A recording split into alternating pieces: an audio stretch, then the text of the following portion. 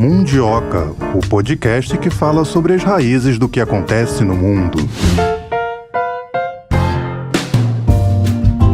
Olá, começa mais um Mundioca. Você que já é mundioca de carteirinha, que nos acompanha, sabe que quem apresenta o Mundioca sou eu, Melina Saad, e a minha colega Tayana de Oliveira, que excepcionalmente hoje está em casa. Ela pegou Covid, mas logo mais a Tayana está de volta. A gente fala todas as segunda-feiras sobre BRICS, ou sobre a cooperação entre os países, projetos em comum, ou sobre uma questão de cada país, como Brasil, Rússia, Índia, China e África do Sul. Hoje é a vez da gente falar sobre a África do Sul. O Banco Mundial está mesmo investindo na África do Sul? A gente vai entender o que está por trás do financiamento de 497 milhões de dólares que o Banco Mundial concedeu para a África do Sul desativar uma das suas maiores usinas a carvão e convertê-la em energia renovável. O país pode se tornar dependente dessa instituição por causa da dívida? Quais que vão ser os benefícios dessa ajuda? Esse tipo de auxílio vindo de outros países pode ser considerado uma espécie de intervenção na autonomia de quem está recebendo o investimento? O que será que a África do Sul pode fazer para deixar de ser tão dependente do carvão? Quais são os tipos de energia renovável que o país adotou? Solar, hidrogênio verde, eólica? É o que a gente vai conversar agora com o primeiro entrevistado de hoje. Mundioca, tenho o prazer de receber mais uma vez o professor Alexandre Raj, professor de Relações Internacionais da Unifesp. Tudo bem, professor? Tudo bem, é um prazer poder colaborar com um assunto tão premente, não é? É nosso tempo. Professor, quais são os benefícios que esse auxílio, entre aspas, do Banco Mundial, que ele concedeu para a África do Sul? Olha, é um assunto que tem que ser olhado de vários âmbitos. Era mais simples do ponto de vista político e histórico. O Banco Mundial, no passado recente, que eu digo, depois do final da Guerra Fria, o final da União Soviética, ele passou a ter um perfil bastante, vamos dizer assim, conservador, dentro de um aspecto um pouco contabilista, à medida que o dinheiro que ele empresta para os países pobres, os países têm que começar a corresponder um certo perfil que seria adequado para o banco. Ou seja, o banco passa a exigir do país do qual empresta um comportamento meio liberal, assim, que venha a conduzir com um certo programa liberal com aquilo que o banco espera. Então é um país que deve ter uma inflação baixa, é um país que deve conter o déficit público, é um país que tem que conter os seus gastos em empresas de Estado, é um país que tem que ter um certo limite naquilo que seria, do setor social. Ou seja, o banco, ele empresta. Só que para quem pega esse dinheiro, às vezes tem que se adequar àquilo que o banco quer dele, que nem sempre é aquilo que o país gostaria de seguir. Se a gente lembrar bem, quem viveu os anos 80 e 90, ou seja, viveu o aspecto político, lembra daquelas expressões que na política, nas universidades, nos partidos de esquerda e até certos pontos da imprensa se falava muito, assim, fora FMI, fora Banco Mundial, não o consenso de Washington, expressões de 20 ou 30 anos que na época elas ganhavam a imprensa, elas entravam universitário, etc. Hoje já não se fala mais tanto disso, Hoje o debate não é mais sobre o perfil do Banco Mundial, do FMI. Hoje o debate é gênero, é questões ligadas a identitarismos, etc.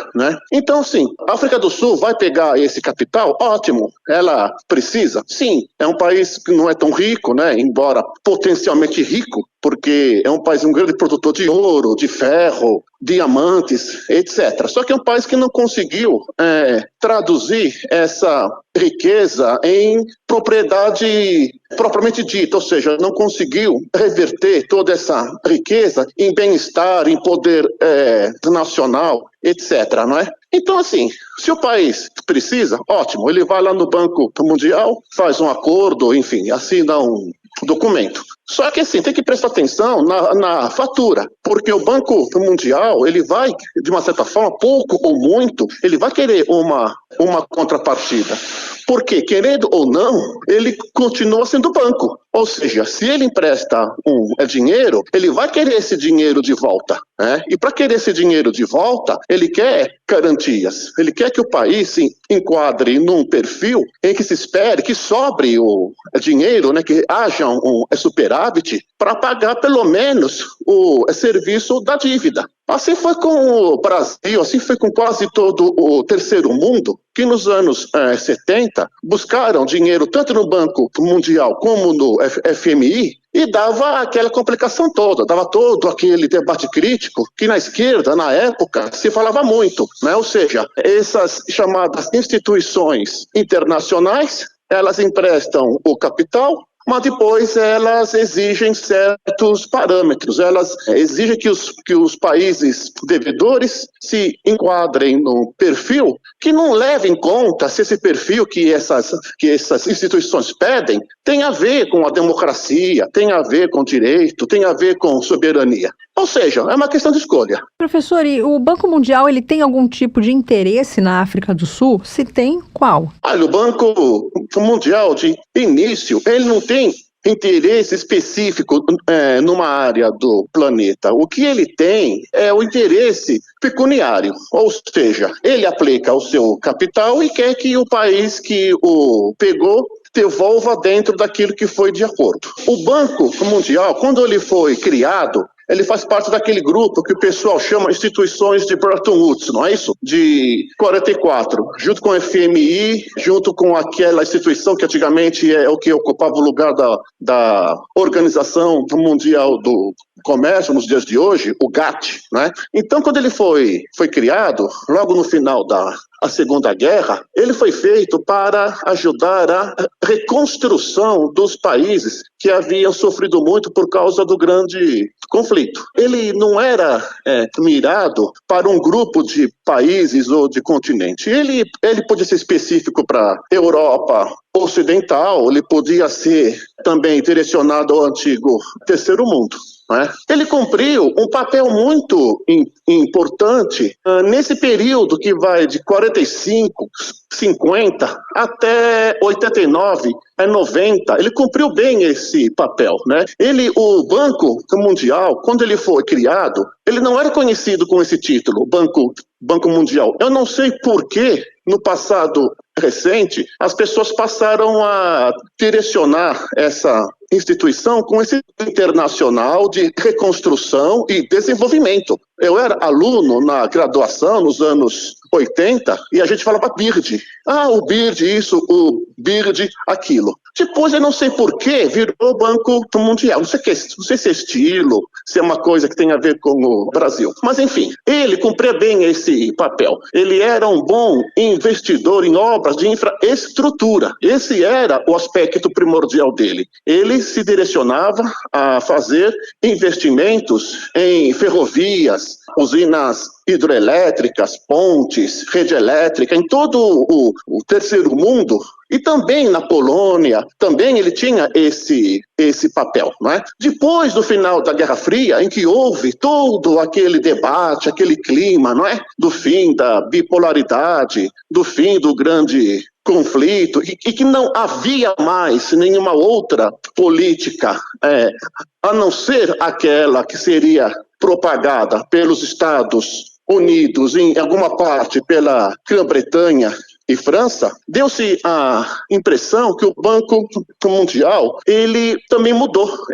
A direção dele, a orientação dele, inclusive ideológica, ela sofreu uma tendência a ser mais liberal, ser mais conservador dentro de um certo aspecto, de não querer, ou que pelo menos não se sentir bem emprestando dinheiro para países que ainda procuram ter desenvolvimento nacional, que procuram ainda ter um aspecto mais interno, né? Que ainda tem um projeto interno de desenvolvimento. E o banco se sentiu meio deslocado nisso, porque antes, bem ou mal, a gente podia dizer, olha, Se o Banco Mundial não ajuda, quem sabe o bloco socialista ajuda, ou ele tem uma maior sensibilidade. No final da Guerra Fria não, dá a impressão que o mundo ficou solto. Olha, se você não quer a orientação do Banco Mundial e do FMI, paciência, é o que se tem hoje. Então essa é uma questão que eu vejo como premente nesse debate. Professor, e qual que é a situação atual, a situação econômica atual da África do Sul? O pagamento desse empréstimo, ele vai impactar na economia do país? Se o país assinar esse empréstimo, se ele aceitar esse empréstimo, condicionantes que permite o banco adentrar nas políticas internas da África do Sul, certamente isso vai trazer um certo contratempo, sim. Tem que saber agora qual foi o tipo de acordo e qual foi a orientação que teve o governo da África do Sul com o Banco Mundial. Porque, geralmente, o Banco Mundial ele é muito específico, assim como o próprio FMI. Ele empresta dinheiro, sim, mas ele quer a contraparte. Então, tem que saber como é que, por exemplo, a África do Sul se condiciona perante esse empréstimo. Ela vai fazer vamos dizer assim, enxugamento da máquina pública? Ela vai fazer algum grau de privatização? Ela vai abrir mão de alguma coisa que para ela é séria no desenvolvimento? A África do Sul é um país pobre, embora nem sempre a gente fale disso. É um país pobre quando a gente olha, por exemplo, dimensão que ela ocupa no IDH, né? O Índice de Desenvolvimento Humano põe a África do Sul para lá de 100. Ou seja, para lá de 100 já é no terceiro pelotão, né? É chamado desenvolvimento médio para baixo. Ou seja, do ponto de vista, então, da contabilidade, ela é um país pobre, né? A população ainda sofre muito com falta de infraestrutura, ainda sofre muito com questões de saúde, tem uma elite, ou pelo menos, né, tinha uma elite que era um pouco vibrante, né? Na época do apartheid, né? A África do Sul tinha uma elite, claro, quando eu falo de apartheid, estou falando aqui da elite branca, né? Que a gente chama de Boer, né? Como se fala lá na língua deles, né? Boer. Essa elite Boer branca, né? Muito centrada em Joanesburgo, Pretória e Cabo, ela tinha um alto grau de excelência, não é? Em saúde, educação, ciência. Não é à toa que há ideias, né? Embora o pessoal não assuma, se a África do Sul não tem bomba atômica. Ou seja, para ter bomba atômica, você tem que ter um conhecimento em física bastante alto para poder ter esse tipo de assunto. Assim como Israel entra também nesse assunto. Nós tem que ter uma elite de cientistas de alto padrão. Então, a África do Sul, ela tem esse paradoxo, ou que pelo menos tinha, né? Ou seja, é uma elite, uma porção da população muito educada, muito sofisticada, e uma grande parte pobre, que é aquela parte da população negra, não é? Que ficava a exclusão e vivia naqueles territórios cômicos do ponto de vista da política, né, que o pessoal chamava de bantustões, né, que para o pessoal da apartheid tinha caráter de território autônomo, que só eles é que reconheciam, né, nenhum país reconhecer esse tipo de argumento, mas eles tinham isso. É um país rico do ponto de vista da potencialidade. É um grande produtor de ferro, é um grande produtor de diamante, é um grande produtor de ouro, não é? É um país que tem um nível de turismo importante, uma industrialização que não é desprezível, mas não conseguiu, por enquanto, traduzir tudo isso em bem-estar. Da mesma forma que a gente pensa na Coreia do Sul, em Singapura, em Taiwan, ou seja, a gente tem sempre em a mente o sucesso do chamado tigre asiático, né, o sul da Ásia, que são países pobres, geograficamente pobres, né, mas que conseguiram extrair da pobreza um desenvolvimento que hoje o pessoal diz que bate lá no céu, né? Então você pega um país como Singapura, que nem água tem, um país de um nível de sofisticação informática, em vários assuntos bastante alto, embora nem água tenha. E assim também vai para Taiwan, etc. Então esse é um pouco do perfil da África do Sul. Professor, e como é que o Banco Africano de Desenvolvimento está contribuindo para essa transição energética na África do Sul? Para eles é um assunto sério, só que não conseguiu ainda avançar muito. Por quê? Porque o Banco Africano não tem tanto recurso como se fosse o Banco Mundial ou o Banco da Ásia, ou o Banco de Xangai, né, o Banco dos BRICS, não é? Mas, em todo caso, do ponto de vista do debate, é algo salutar, porque é um continente, também vou usar esse termo, pode ser um pouco pedante, mas também é um país que sofre, quer dizer, é um continente que sofre de algo meio paradoxal. Embora seja rico em petróleo, rico em gás natural, você tem uma grande parte da população africana que não tem consumo de petróleo. É estranho isso, né? Ou seja, você pega um país como Nigéria, Angola, que são altos produtores de petróleo, só que boa parte da população, para o seu dia a dia, não usa petróleo, não usa gás para o aquecimento, para cozinhar, etc. Ficam ainda numa situação pré-petróleo, sabe? Usam madeira, então contribui, de certa forma, para o desflorestamento, usam estercos, estercos, por exemplo, de cavalo, esterco de boi, né? Ele trata aquele esterco e usa como combustível, usa como uma espécie de carvão para poder fazer o cotidiano. Então, é claro que é da maior importância esse assunto para o continente, né? Fazer uma transição energética é muito importante, mas transição energética para onde? Para que tipo de assunto? Se é um país que, embora seja autoprodutor de petróleo, caso de Angola, caso de Nigéria, boa parte da população ainda não tem acesso nem a esse tipo de bem, que estão querendo diabolizar. Isso que eu acho meio cômico, sabe? Então, assim, há um esforço, e agora o Egito, né, o encontro do Egito, aí dessa COP27, está nessa toada, né, de praticamente diabolizar o petróleo, diabolizar os hidrocarbonetos, a caminho para uma coisa que seja supostamente superior, né? Mas isso pode ser válido para a Alemanha, isso pode ser válido para a Bélgica, isso pode ser válido para a Holanda, mas para a África, você tem que saber o seguinte, qual ponto da África isso pode ser válido? Em que lugar da África você pode pensar uma transição de descarbonização? É um debate que ele é amplo e ele não se esgota logo, porque você tem que saber de ponto a ponto. Qual é o problema da África? Que tipo de África? Qual é o lado da África? Pode ter um lado da África que possa ser pós-petróleo? Pode, qual? Eu não sei. Cidade do Cabo, que é um lugar muito rico? Pode. Agora, você vai usar esse mesmo pensamento para Moçambique? Você vai usar esse mesmo pensamento para o Chad? Até para a Líbia, que foi destroçada.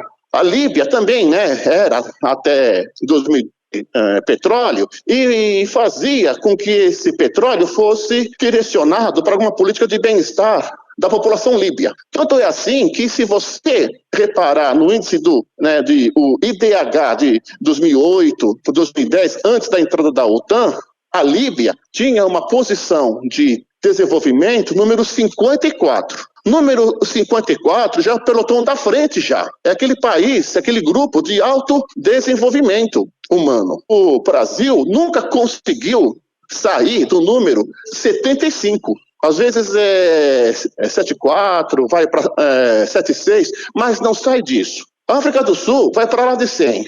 A Nigéria vai para lá de 100. É um debate elegante, é um debate que envolve gente muito sofisticada, mas tem um pouco de cuidado nisso, sabe? Porque a gente pode acabar entrando num problema que, no fundo, não é tão assim nosso. Quando eu falo nosso, assim, partes do Brasil, partes da América do Sul e uma grande parte da África. Comparando entre Brasil, Rússia, Índia, China e África do Sul, quem está mais desenvolvido quanto à questão da transição energética? A China. A China ela é muito curiosa. A China, como ela é governada por uma plataforma que, vamos dizer assim, na linguagem popular, não dá muita bola para torcida, ela faz aquilo que é essencial para o desenvolvimento dela e para a sustentação do poder econômico que tem. Ou seja, a China queima carvão. Ela queima carvão mesmo. Ela não está pensando se isso contraria a norma, se isso é deselegante, se isso é atrasado. Ela tem um déficit de energia, ela tem que dar conta do crescimento dela, porque o crescimento econômico na China é uma questão de segurança nacional, porque tem que manter o emprego, tem que manter algum nível de bem-estar das pessoas, a maior parte. Então, se tiver que queimar carvão, ela queima. Por outro lado, ela também é uma grande incentivadora em energia eólica. É o maior parque eólico que nós temos no planeta. Então, para a China, é o seguinte, a transição energética vai acontecer? Vai, mas do jeito dela e no tempo dela.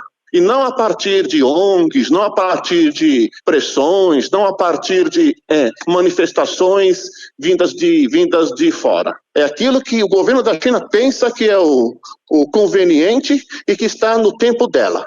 Isso, para mim, é algo sério. Então é o seguinte, ela negligencia a questão ambiental? Não, só que ela tem na mente isso, olha, eu vou gastar carvão e, ao mesmo tempo, eu vou investir e vou pesquisar energias renováveis. E ela faz isso em grande monta, mas do jeito dela. A Rússia está muito longe disso, até porque ela tem complicações muito fortes, inclusive esse que acontece com a Ucrânia veio a limitar muito o potencial russo, mas mesmo se não tivesse essa questão da Ucrânia, não é algo que a Rússia abraçou. A questão energética para a Rússia, pelo menos a impressão que eu tenho, ela não tem o mesmo peso que teria na China. Eu tenho duas hipóteses para isso, né? Hipóteses você cumpre ou não, né? Mas fica para o debate no futuro. Primeira hipótese, é um país que vive em grande parte da exportação de gás e de petróleo. E isso nubla, isso de certa forma acaba concorrendo com algum setor que quer fazer uma relativa descarbonização do território russo. Então isso é uma hipótese. A outra hipótese é o tamanho do território. É um território muito grande, é um território com recursos a se perder de vista e dá a impressão que ela tem condições de viver sem essa pressão. Não se sabe qual é o regime de vento, a capacidade de vento que tem na Rússia para ter esse tipo de bem, para ter esse tipo de setor. Energia solar para a Rússia é um negócio meio difícil, não é? A não ser que seja lá, por exemplo, né, no mês de junho, no mês de julho, né, que o país chega a ter lá 35 graus, mas na maior parte do tempo, falar de energia solar para a Rússia fica um pouco estranho. Pois é, professor, eu achei que o senhor fosse responder o Brasil nessa questão e não a China. Não, depois, em segundo lugar é o Brasil. Por quê? Porque a mesma questão da África do Sul, potencialmente, o Brasil tem tudo para ser o primeiro lugar. Só que não tem desenvolvido nos últimos 15 anos, ou 20 anos, políticas públicas para isso. A questão energética no Brasil, infelizmente, ela não é fruto de um debate que leve em conta o pensamento estratégico desse assunto. O assunto energia no Brasil, ele vai a esmo, sabe? Ele vai assim, como se fosse uma pipa que bate o vento, sobe. Se não tiver vento, fica. O Brasil, ele encabeçava com os Estados Unidos para saber quem era o maior produtor de álcool do planeta. Na época, o Brasil tinha mais ou menos 17 bilhões de litros de álcool de cana-de-açúcar. Os Estados Unidos estavam entre mais ou menos 18 bilhões de litros de álcool, só que deles lá é álcool de milho, né? E houve todo um entusiasmo na época do governo Lula para fazer com que o Brasil fosse um exportador e até transformar o álcool de cana em commodity e ser um fornecedor de álcool para o planeta, de certa forma como se fosse, por exemplo, a Arábia Saudita ou a Venezuela na exportação de petróleo, né? Por exemplo, uma empresa de caminhão da Holanda viu o que estava acontecendo aqui no Brasil desse período e viu que as fábricas de caminhão não davam conta de entrega de caminhão. Ou seja, aquelas empresas bastante conhecidas, né, de caminhão aqui no nosso país, de São Bernardo do Campo, de São Caetano do Sul, não davam conta da entrega. Essa empresa da Holanda veio para cá e trouxe uma montadora de caminhão tentando pegar uma casquinha aí, uma beirada. Quando entrou no governo Dilma, a coisa já alterou toda. No balanço energético, vamos pegar aqui, de 2020, feito pela British Petroleum, que, de certa forma, ela presta um bom serviço nesse tipo de estatística, mas pode também usar outras fontes também, da ONU, a própria agência americana. A gente vai ver que os Estados Unidos estão beirando 30 bilhões de litros de álcool. E o Brasil não conseguiu passar ainda de 20. Entendeu? Entendi, professor. E como é que a África do Sul está lidando com os problemas que foram causados pela produção de carvão? Digo, os apagões e a seca. Então, veja só, é muito curioso isso, né? Ela não tem para onde ir. Ela não tem para onde escapar. Se ela quiser manter algum grau de desenvolvimento, ela não pode abandonar o carvão. Mesmo que seja para exportar, mesmo que seja para uso interno, ela não tem saída, ela não tem petróleo. A África do Sul, ela depende do petróleo exportado do Oriente Médio. Se ela brigar com Angola, ela nem tem o petróleo de Angola. Se ela brigar com a Nigéria, ela não tem mais o petróleo da Nigéria. Ela tem que comprar o petróleo no mercado spot. Ela tem que comprar esse petróleo depois lá em Roterdã. Da mesma forma que Israel faz. Compra petróleo spot. Roterdã. Então, sim, é um país muito paradoxal. Eu estou usando essa palavra já há algum tempo, mas, enfim, isso que acontece. É um país rico, é um país que tem uma grande quantidade de carvão.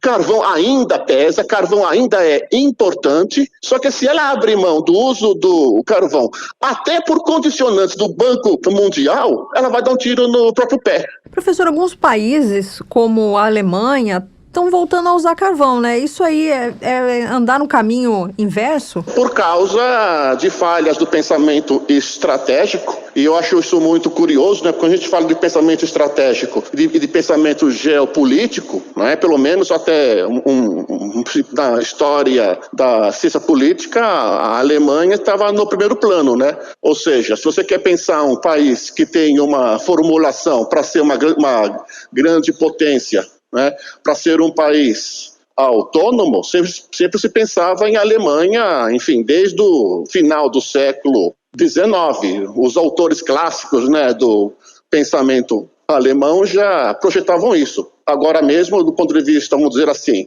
particular, eu estou lendo um clássico econômico alemão que é o Liszt, que é o promotor da industrialização alemã. E, bem, a Alemanha agora queima carvão. Por quê? Porque desde o final dos anos 90, a gestão do Schröder, eles optaram voluntariamente, ninguém pôs uma arma na cabeça deles, ninguém os forçou, eles optaram por o desligamento paulatino do parque nuclear deles, que era um parque nuclear de mais ou menos 15 usinas atômicas, né? E o país dependia muito desse parque, dependia muito da energia atômica. E voluntariamente, para cumprir uma agenda, para cumprir um bom mocismo, eles entraram nesse mérito e passaram a desligar as usinas nucleares e com a ideia de que o gás importado da Rússia cumpriria esse papel. Por quê? Porque uma questão ambiental, não era uma questão de segurança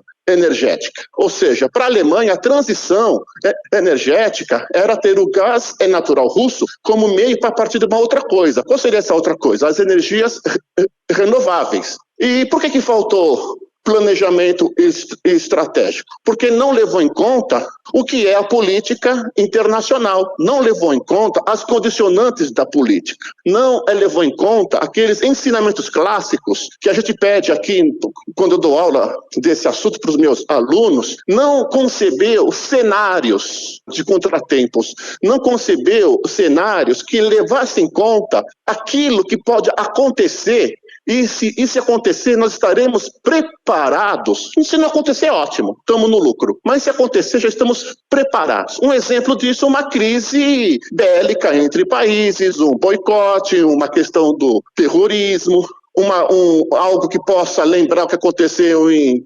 73 com a OPEP. Tudo isso devia estar na contabilidade. Tudo fica assim à mercê do cotidiano, não é? Eu vivo a vida hoje, amanhã eu vejo. Então a gente fala assim, o Brasil não tem projeto, por isso que o Brasil é assim. Tá bem. Agora e a Alemanha? Por que é assim? E a Grã-Bretanha? Por que ficou assim?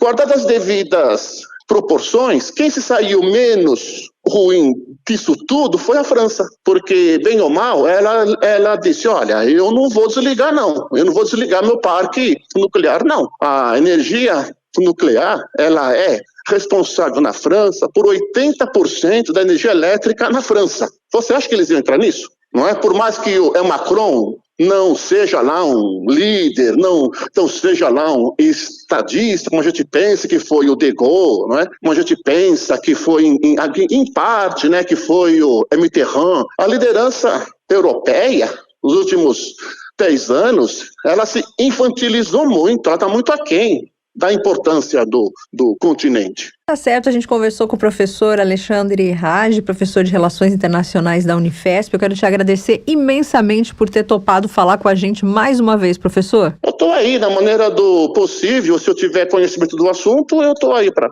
ajudar. Tá certo, obrigada, um abraço, professor. Um abraço. A África do Sul é um dos maiores emissores de gases de efeito estufa do mundo e acabou de receber, como a gente já falou aqui no Mundioca, um financiamento de 497 milhões de dólares para desativar uma das maiores usinas a carvão e convertê-la em energia renovável. Foi o que informou o Banco Mundial. Em um comunicado, o banco disse que a recém-fechada usina de Komati, cerca de 170 quilômetros a nordeste de Joanesburgo, será reaproveitada usando fontes solares e eólicas apoiadas por baterias para armazenamento. O projeto visa diminuir as emissões de carbono e criar oportunidades econômicas na área que abriga uma das maiores usinas de carvão da África há mais de 60 anos. A gente vai continuar conversando sobre esse assunto com o segundo convidado de hoje. A gente conversa agora com o Vandenberg Almeida, professor e conselheiro do Conselho Regional de Economia, pesquisador também do Banco do Nordeste. Tudo bem, professor? Em primeiro lugar, seja muito bem-vindo aqui ao Mundioca. Tudo bem, Melina? É uma honra estar participando desse podcast tão importante, a gente debater essa situação do mundo, como estão essas transições na economia mundial. Então é uma honra estar participando com vocês do Mundioca. Professor, quais que são os benefícios desse auxílio que o Banco Mundial está concedendo para a África do Sul? É muito importante um momento como esse de transição, onde se percebe muito forte essa matriz energética dentro de um momento como esse da África do Sul, onde você precisa de recursos e participações dos mais diferentes continentes, mais diferentes países que têm condições de poder aportar, né, dar recurso para poder você melhorar as condições da sua matriz energética, fazer uma transição mais limpa, você sair de um quadro que é muito poluente para você poder gerar desenvolvimento com qualidade, não apenas levar esse crescimento através de matriz energética que polui, que degrada o meio ambiente, mas a partir do momento que a gente começa a ter uma melhor transição, uma melhor adequação de um modelo onde você gera resultados positivos, não só para a economia, mas para toda a população, porque você vai estar ali deixando realmente com que todos possam usufruir da melhor forma desse ambiente mais agradável, que vão conseguir produzir com mais qualidade e sempre com essa preocupação maior do ambiente. Então você ter a mão de alguns países, de alguns continentes podem estar se unindo a favor de ajudar nessa mudança, nesse crescimento econômico sustentável, nesse desenvolvimento econômico num país como a África do Sul, que é um país importantíssimo, é de grande relevância. Então, assim, não há uma interferência na economia, não há interferência numa política, mas, assim, há uma forma de você complementar, de você dar condições para que esse país possa evoluir cada vez mais e ser referência, aí continuar sendo referência dentro do seu continente. Professor, uma pergunta um pouco abrangente, mas assim, como é que está a questão energética na África do Sul? Hoje é algo que preocupa, tá, Melina? Algo preocupante, porque nós temos aí mais de 80% da matriz energética da África do Sul voltada para essa questão da utilização de carvão. Então, algo que acaba mexendo um pouco e preocupando por questões ambientais. Então, isso causa, sim, um certo desconforto. Isso faz com que a gente acabe deixando um pouco de lado essa questão de você administrar da melhor maneira, gerando resultados positivos e cuidando do meio ambiente. Então, quando eu olho para os países africanos que têm 84% de sua energia elétrica produzida por termoelétricas à base de carvão, então isso gera um certo desconforto ambiental, isso gera uma certa preocupação. Tudo bem que o país ele vem aos poucos tentando mudar a sua matriz, entrando nessa questão de energias renováveis, mas ainda está no início pode ser que está engateando nesse processo. Por isso que necessita de um momento como esse abrir os seus investimentos para a entrada de novos capitais, de novos recursos, para que possa priorizar. Porque perceba, a África é grande, a África é enorme e tem muito que ser explorado. Então tem um potencial muito forte de energia renovável,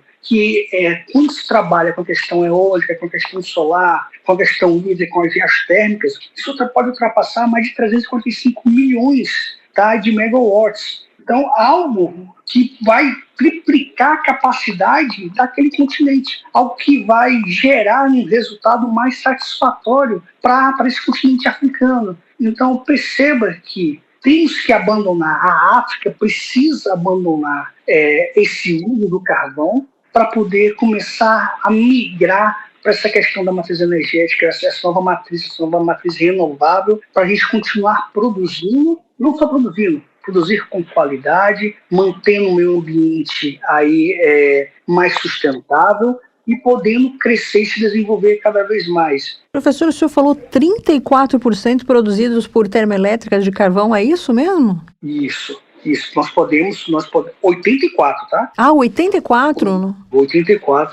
84% da energia elétrica é produzida por usinas termoelétricas à base de carvão. Então, é algo que é administrado ali pela estatal, pela Eskom. Então, a África do Sul precisa de muito progredir rapidamente para que a gente saia dessa matriz, da utilização desse carvão que não está gerando desenvolvimento. Nós estamos gerando um atraso muito forte para esse país, onde isso preocupa nos diversos avanços. Professor, esse valor, esse financiamento do Banco Mundial de 497 milhões de dólares para desativar uma das maiores usinas de carvão, esse valor ele é suficiente? Para iniciar, sim. A questão desse banco, para trazer esse recurso, ele visa incluir essa mudança dessa matriz com projetos voltados para a energia renovável na África, além de criação de uma central eólica, gerando mais de 100 megawatts, uma central solar, tá? Então são projetos de extrema relevância, de extrema importância para dentro do país, então precisa se mudar essa mentalidade, precisa mudar esse jeito de olhar para dentro do país, porque com o apoio dessas empresas, com o apoio desses países, a gente consegue gerir da melhor forma e trazer uma eletricidade para o país de qualidade. Perceba a extensão da África do Sul, o quanto que nós podemos ter ali, somente dada a variedade climática e geográfica africana que nós temos. Então nós somos ali, a África é responsável por diversos recursos energéticos dentro daquele continente. Então pode ser explorado com mais qualidade, gerando mais desenvolvimento para a sua matriz, gerando realmente mais qualidade de vida. O senhor tocou num ponto importante, investir na descarbonização também é investir na qualidade de vida? Também investir, porque eu vou estar deixando o ar mais limpo, o ar mais saudável, para que as pessoas possam estar usufruindo daquele espaço mais aberto, eu vou estar deixando a cidade mais limpa, mais desenvolvida, eu vou estar cuidando do meio ambiente, deixando o meio ambiente mais saudável para toda a sua população e mais atrativa, até como forma de uma atração maior para diversos públicos. Além de pensar na população residente daquele continente, eu também estou pensando na população que pode vir visitar, aquele turista que vai saber aproveitar. E aí a gente utiliza outros recursos para poder manter essa atração, para manter esse continente cada vez mais atrativo. Então, eu estou cuidando da qualidade do meio ambiente, do ar, estou cuidando da qualidade de vida e estou gerando resultados positivos na saúde e na economia. Não estou simplesmente querendo mudar uma matriz energética por mudar, mas sim com um propósito maior. Quer manter uma qualidade, quer manter algo mais sustentável, algo mais duradouro para as próximas gerações. Vamos aproveitar que o senhor tocou nesse assunto das oportunidades econômicas que podem surgir com a desativação dessa usina. Queria que o senhor comentasse esse assunto. Ao desativar uma usina como essa, tudo bem que a gente sabe a grande relevância que se tem e a forma que é administrada pela estatal no país, tá? Mas ela traz uma grande relevância. Uma mudança de comportamento, uma mudança de cultura tem que ser implementada de maneira urgente. Como eu disse anteriormente, nós temos em 2022 grandes avanços que estão acontecendo e precisamos rever o que estava sendo feito no passado para poder manter o futuro melhor e entregar para as próximas gerações qualidade, não só qualidade de vida, não só uma economia positiva, mas que aquele país possa realmente produzir e possa manter aquele meio ambiente mais agradável. Então, quando eu deixo de utilizar essa ferramenta, quando eu deixo de utilizar esse carvão, deixo um pouco de lado essa matriz do carvão, da matriz energética ali, deixa a usina um pouco de lado, eu vou estar gerando mais investimento, eu vou estar melhorando os meus investimentos, eu vou estar conseguindo alocar agora em outros setores. Por quê? Porque eu vou deixar algo mais atrativo. O grande ponto está sendo essa mudança de comportamento. Eu vou estar utilizando uma nova matriz, vou estar trabalhando na energia renovável, onde você pode explorar muito fortemente a questão da energia solar, da energia eólica dentro da África do Sul, e você começa a mudar o comportamento da própria população. Então, isso parte muito do próprio Estado de poder ter recurso através de investimentos externos, principalmente num momento como esse, para poder mudar, para poder girar essa chave e abrir as portas para o futuro. Começar já os próximos anos pensando na questão sustentável, na questão de eu poder gerar um crescimento mais sustentável para a minha população. O senhor falou nas fontes solares e as eólicas. Existem projetos, o próprio Banco Mundial, o próprio Banco de Desenvolvimento, trabalhando da África do Sul, ele já recebeu alguns projetos para poder mexer, para poder incluir uma central eólica dentro do país, tá, que vai produzir aí mais de 100 megawatts de energia. Então, eu consigo trabalhar muito fortemente porque tem uma área territorial bem para ser explorada. Então, sabendo aproveitar, sabendo diversificar essa matriz, eu consigo trazer mais resultados. A energia eólica hoje, cada vez mais, ela vem crescendo somente nessas regiões onde você tem aí uma área territorial bem mais extensa. Então, tudo isso gera resultado econômico mais favorável. Essas centrais, pode dizer assim, tanto uma central eólica como uma central solar, podem trazer resultados muito mais positivos do que você continuar insistindo nessa questão da utilização de carvão. Professor, e como é que está a ajuda dos BRICS nessa questão da transição da matriz energética na África do Sul? Os BRICS estão começando a demonstrar um certo interesse maior, não só na África, mas nos países que fazem a sua composição, para poder fazer essa mudança de comportamento, para procurar gerar resultados mais positivos, pensando no futuro, pensando nessa sustentabilidade, dessa maneira de você manter esses países como emergentes, gerando cada vez mais esse desenvolvimento. A gente sempre escuta falar a questão desses países que estão em desenvolvimento, que estão numa melhoria de processo, que estão construindo um novo futuro para a economia, e isso tem um peso muito forte quando você tem Brasil, Rússia, esses países envolvidos para poder dar um suporte maior para a África do Sul, para poder mudar essa questão, essa matriz energética. Então, essa interação, essa boa troca de conhecimento e essa forma de você poder não receber só recursos dos países europeus, mas também ter a mão dos BRICS envolvidos nesse desenvolvimento, isso faz com que a gente possa ter uma África do Sul mais potente, uma África do Sul mais promissora, não só para o seu povo, mas para o mundo de uma maneira geral. Professor, e como é que a África do Sul tem lidado com os problemas que já foram causados pela produção de carvão, como, por exemplo, apagões, secas? Isso gera um certo incômodo, porque cada vez mais você percebe-se que através de estudos está enxergando que precisa mudar essa matriz. E aí, por esses problemas de apagões, não só apagões, nós vamos pensar na questão, não só na questão energética, mas na questão da qualidade de vida. Quando eu começo a olhar esses dois pontos, a gente começa a observar que o próprio país está começando a querer ouvir outros países, querer absorver esses recursos, trazer investimentos para que possa, de maneira urgente, fazer essa mudança da sua matriz energética. Então, devido a essas ações, a gente começa a enxergar novos pontos que vão poder ser desenvolvidos. E aí você começa a perceber e a trazer mais resultados. Resultados, não qualquer resultado, que fique claro, resultados mais positivos, porque a diminuição dessa questão vai melhorar cada vez mais o quadro e vai fazer com que a África do Sul agora comece a abrir cada vez mais o seu comércio, comece a atrair mais investimentos.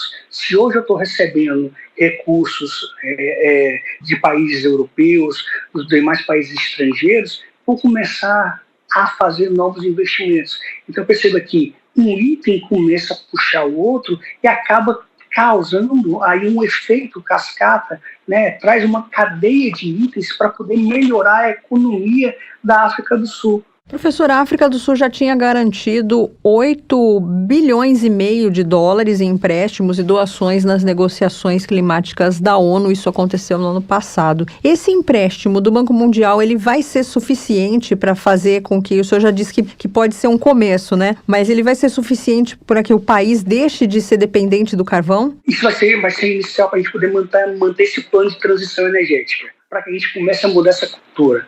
Nós sabemos que é um investimento inicial, mas que começa-se com esse plano, com esse novo planejamento de você começar essa transição energética, que você vai trazer, você vai dar mais vida, você vai dar mais subsistência para as famílias. Então você começa a olhar para essas outras áreas aí através desse recurso que está sendo destinado para que haja mais competição, e aí eu vou ter mais entrada nesse mercado energético. Então você começa a ter aqui. Eu estou abrindo as portas para a entrada de novas empresas, para a entrada de uma indústria de energia solar dentro do meu país, para que haja uma competição maior, uma concorrência maior, e assim a África do Sul se beneficiar desses investimentos e dar uma infraestrutura, e dar mais qualidade para que possa receber todas as empresas que possam estar trabalhando muito diretamente com essa questão energética, seja na parte eólica, seja na parte solar, ou seja na questão da geotérmica. Essas ajudas vindas de outros países, elas podem ser consideradas uma espécie de intervenção na autonomia de quem recebe o investimento?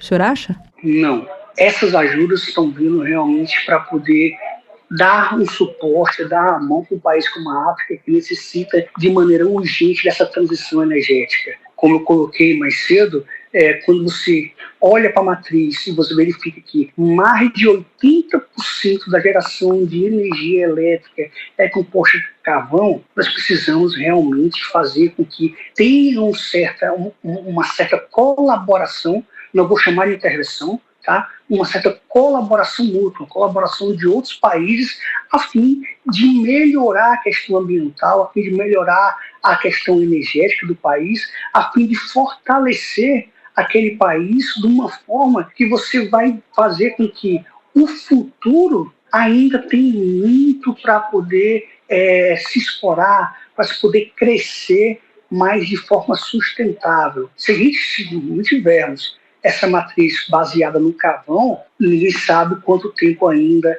a África do Sul poderia durar, principalmente pelas questões ambientais. Então, essa colaboração de outros países através de repasse de recursos ou uma cooperação técnica ou repasse de tecnologias, isso aí visa esse fortalecimento, ter um engajamento maior entre os mais diversos continentes para que a gente continue contribuindo com essa questão sustentável do mundo.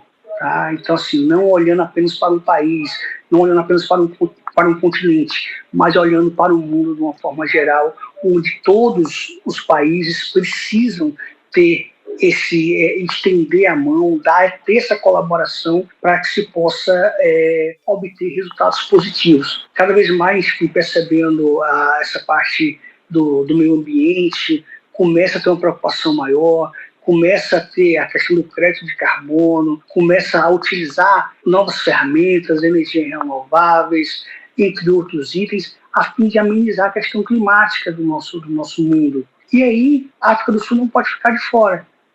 Por que os países estão estendendo a mão nesse momento para a África? Devido à alta necessidade, devido à grande necessidade que a África tem para poder virar esse jogo mais rapidamente, virar essa chave. Não podemos, em 2022, 2023 praticamente, termos uma grande utilização desses combustíveis fósseis, essa questão do carvão. Precisamos evoluir, precisamos fazer com que haja avanços, e aí entra essa colaboração dos países para poder ter esse crescimento, ter essa mudança de mentalidade, mudança de comportamento. Professor, qual que é a atual situação econômica da África do Sul? O pagamento desse empréstimo, ele vai impactar na economia do país? É um recurso que vai estar destinado, tá, dentro das contas públicas da própria África do Sul, para poder gerar esse desenvolvimento. Então, você tem ali esse recurso já dentro das contas para poder ser abatido, né, ser realizados os pagamentos anuais desse empréstimo, o que vai estar, no primeiro momento, reduzindo, pode dizer assim,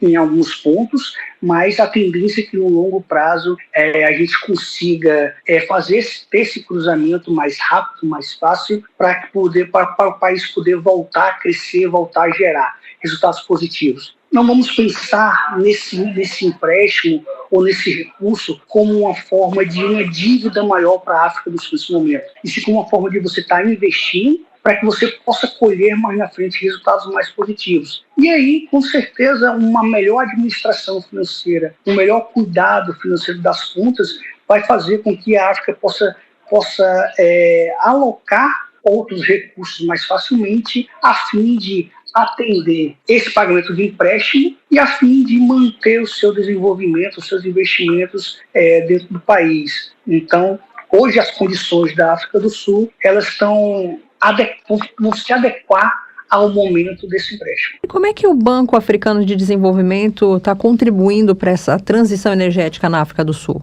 O banco ele vem entrando em discussão, vem criando vários debates, principalmente nos últimos anos, a fim de mostrar essa participação, essa interação, de poder estar na linha de frente para dar esse suporte nessa transição. Então, nós temos que entender que a África do Sul ela não pode e não deve entrar nessa transição energética sem esse apoio financeiro. Por isso que o próprio Banco de Desenvolvimento ele está entrando, dando esse suporte para poder gerar esse recurso com mais facilidade, para dar esse aval, para poder mostrar que nós estamos dispostos, estamos aqui à disposição das instituições, não só para receber, para atrair mais investimentos, mas sim para ajudar nessa mudança, nessa transição energética. Então, é uma forma que a gente vai fazer, que o banco encontra, para que não haja um grau de endividamento tão alto, mas que é necessário nesse momento. Então, ela entra para dar esse suporte,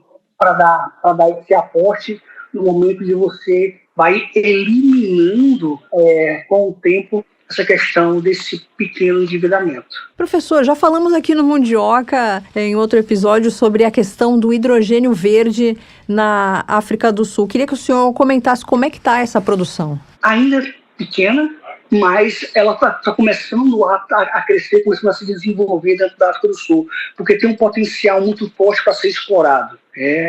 Assim como outros países estão começando a ter essa visão, a questão do hidrogênio, pela facilidade, pela forma de você trabalhar com essa ferramenta, mas que é ainda nova dentro de alguns países. Então, a África está mudando o seu comportamento, está melhorando seus investimentos e através de novos estudos para poder se tornar um país mais atrativo para ter essa interação. E aí você entra com o conhecimento de outros países para poder manter esse novo item, essa nova ferramenta, pode ser assim, dentro da nossa matriz nova energética que vem surgindo no país. O hidrogênio verde já é uma realidade. O hidrogênio ele já começa a ser utilizado em diversos países, mas agora tendo uma atenção maior através somente dessa maior transição, dessa maior questão sustentável dos países. Professor, a África do Sul tem alguma parceria com o Brasil nessa questão do hidrogênio verde? Estão em negociações. Nós temos aqui um encontro, sempre acontece anualmente o Fórum Brasil-África do Sul, onde existe essa troca de conhecimento, onde existe essa interação de você levar dos pesquisadores, de você conhecer essa mudança. Se eu falar aqui no estado do Ceará, onde está muito forte essa questão do hidrogênio verde, já começam a ter parcerias, começam a ter uma realização de visitas para poder obter esse conhecimento, essa cooperação entre esses países, para que haja essa contribuição. Então, já existe uma conversa muito acelerada para que se mantenha aí esse vínculo mais forte, para que a gente consiga ter esse compartilhamento para gerar esse desenvolvimento mais rápido, porque são países que precisam dessa mudança de forma imediata. Então, existe sim uma conversa bem mais forte em relação ao hidrogênio verde entre os dois países, para que tenha essa contribuição maior, para que eles consigam fazer a troca de tecnologia e aí gerar mais rapidamente esse desenvolvimento. Entre os países do BRICS, qual está mais avançado nessa questão da transição energética? O Brasil vem avançando cada vez mais. O Brasil ele vem já durante um bom tempo, ele já vem melhorando os seus resultados, ele já vem mudando sua transição, já vem mudando essa questão da sua matriz energética. Hoje tem diversas a energia solar, a energia eólica, tem o hidrogênio verde, você tem aí várias ferramentas, né, que fazem essa composição. Você tem a questão do gás natural, a energia geotérmica, você tem o biocombustível, a questão da biomassa dentro do país. Então perceba que eu tenho uma matriz muito, muito ampla. Então o Brasil, dentro dos BRICS, é um país que vem colhendo bons frutos, vem colhendo bons resultados, dada essa mudança, né? Essa característica que nós temos aqui de poder ir atrás mais rapidamente desses avanços para poder trazer melhores resultados. Tá certo, gostei muito de conversar com o senhor, professor Vandenberg Almeida, professor e conselheiro do Conselho Regional de Economia, pesquisador do Banco do Nordeste. Espero que o senhor possa voltar em outras oportunidades para a gente falar sobre outros assuntos aqui no Mundioca. Eu que agradeço a todos do Mundioca por estar participando desse tema tão relevante, tão importante para a economia mundial, essa questão da matriz energética. É importante cada vez mais termos estudos, termos investimentos, termos parceria, termos cooperação para que o mundo saia ganhando. Então, quando a gente começa a debater um tema como esse de grande relevância, a gente começa a fazer com que os nossos ouvintes desse nosso podcast ele consiga entender essa mudança de comportamento de determinados países, para que o mundo abra a sua mente em relação às condições climáticas, em relação à mudança de comportamento, para que a gente possa manter o desenvolvimento econômico, o crescimento econômico, mas de maneira sustentável. Tá certo, muito obrigada e um abraço para o senhor. Abraço, forte tchau, abraço. Tchau. Tudo de bom. A África do Sul já garantiu 8 bilhões e meio de dólares em empréstimos e doações nas negociações climáticas da ONU, isso no ano passado, de um grupo de nações ricas para financiar a mudança para uma energia mais verde, mas continua fortemente dependente do carvão, que gera 84% da eletricidade do país. O setor da energia é responsável por 41% das emissões nacionais de CO2. A economia mais industrializada da África tem sofrido com interrupções de energia causadas por falhas na infraestrutura envelhecida e também mal conservada da empresa estatal de energia Eskom. Os trabalhadores demitidos pelo fechamento da fábrica serão apoiados por meio de um plano de transição, enquanto uma parte do financiamento será gasta na criação de oportunidades econômicas nas comunidades locais. O financiamento inclui um empréstimo de 439,5 milhões de dólares do Banco Mundial, um empréstimo concessional de 47,5 milhões de dólares do Canadian Clean Energy and Forest Climate Facility e também uma doação de 10 milhões de dólares do Energy Sector Management Assistance Program, uma iniciativa para ajudar países de baixa e média renda. O Banco Mundial disse que a África do Sul exigiria pelo menos 50 bilhões de dólares para alcançar a neutralidade de carbono até 2050. A transição energética pode criar 26 milhões de empregos a mais até 2050 do que projetado no cenário de referência nos países do continente africano. Energias limpas podem criar na África 4 vezes mais trabalho em relação às perdas que a transição ameaça causar nos empregos relacionados a combustíveis fósseis. A transição para energias renováveis na África é crucial permitir limitar o aquecimento global até 2100, dado o crescimento populacional do continente e a forte demanda por desenvolvimento. Carvão, gás e petróleo juntos respondem por 70% da geração elétrica no continente. A gente vai continuar de olho nessa questão, na questão energética, na transição energética, investimentos, sobretudo investimentos na África, aqui no Mundioca.